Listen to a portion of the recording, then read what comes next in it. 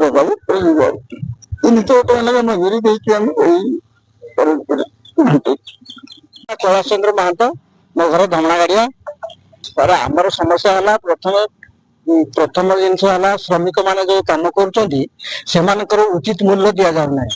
ଆମେ ତ ସରକାରଙ୍କ ନିୟମ ଅନୁସାରେ ତାଙ୍କୁ ଯଦି ଉଚିତ ମୂଲ୍ୟ ଦିଆଯିବ ତାହେଲେ ସେମାନେ ସନ୍ତୁଷ୍ଟ ହେବେ।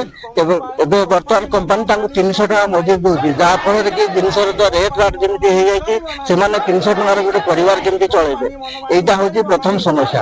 ଦ୍ୱିତୀୟ ସମସ୍ୟା ହେଲା ଯୋଉ ଆମର କ୍ଷତିଗ୍ରସ୍ତ ରେଙ୍ଗାଳି ଦ୍ଵାରା ଯୋଉ ଆମେ କ୍ଷତିଗ୍ରସ୍ତ ଚାଷୀ ହେଇଛେ, ସେ କ୍ଷତିଗ୍ରସ୍ତ ଚାଷୀଙ୍କୁ ଏପର୍ଯ୍ୟନ୍ତ ଉଚିତ ମୂଲ୍ୟ ବି ମିଳିପାରି ନାହିଁ। ଏବଂ କ୍ଷତିଗ୍ରସ୍ତ ଯୋଉମାନେ କି ଜମି ହରାଇବା ଦ୍ଵାରା କ୍ଷତିଗ୍ରସ୍ତ ହେଇଛନ୍ତି ସେମାନଙ୍କ ପରିବାରକୁ କୌଣସି ସୁବିଧା ବି ମିଳୁନାହିଁ। ଏକରେ ଚାକିରି ମିଳୁନାହିଁ, ଦ୍ୱିତୀୟରେ କାମ ମିଳୁନାହିଁ, ତୃତୀୟରେ ପାଣି ବି ମିଳୁନାହିଁ। ଯାହା ଫଳରେ ରେଙ୍ଗାଳିରେ ଯୋଉ ଅଗଭୀର ତାଡିଦେଲା, ଯାହା ଗାଁ ଗହଳିରେ ଯୋଉ ଆମର କୂଅ ପୋଖରୀ ଅଛି ସବୁ ଶୁଖିକି ଇଏ ହେଇଗଲା। ଆମେ ପାଣି ପାଇବା ପାଇଁ ବି ବଡ କଷ୍ଟ ପାଉଛୁ। ଏଇଟା ଆମର ଚାଷୀଙ୍କର ସମସ୍ୟା।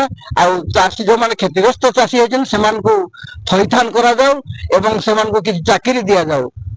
ଏଇ ହେଲା ଆମର ପ୍ରଥମ ସମୟ। ସେଥିପାଇଁ ଆମେ ଆଜି ଏକତ୍ରିତ ହେଇଛେ। ଆଉ ଲେବର ମାନଙ୍କୁ ତାଙ୍କର ପିଏଫ ବି କଟା ଯାଉନାହିଁ, ତାଙ୍କୁ ପିଏଫ କଟା ଯାଉ ଏବଂ ତାଙ୍କର ଇଏସ୍ଆଇ କଟା ଯାଉ। ଇଏସ୍ଆଇ ନ କଟା ଗଲେ ସେମାନଙ୍କର ଭବିଷ୍ୟତ କିଛି ତ ରହୁନାହିଁ। ତେଣୁ ଏସବୁ ସମସ୍ୟା ବି କମ୍ପାନୀ ତାକୁ କରିବା ପାଇଁ ଆମେ ଦାବି କରୁଛୁ।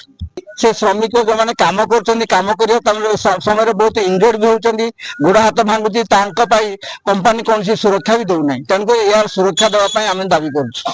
ଯଦି ଏହାର କୌଣସି ସମସ୍ୟା ସମାଧାନ ନ କଲା କମ୍ପାନୀ, ଆଗାମୀ ଦିନରେ ଆମେ ରାଜରାସ୍ତାକୁ ଓହ୍ଲେଇବୁ, ଏଥିରେ କିଛି ସନ୍ଦେହ ନାହିଁ।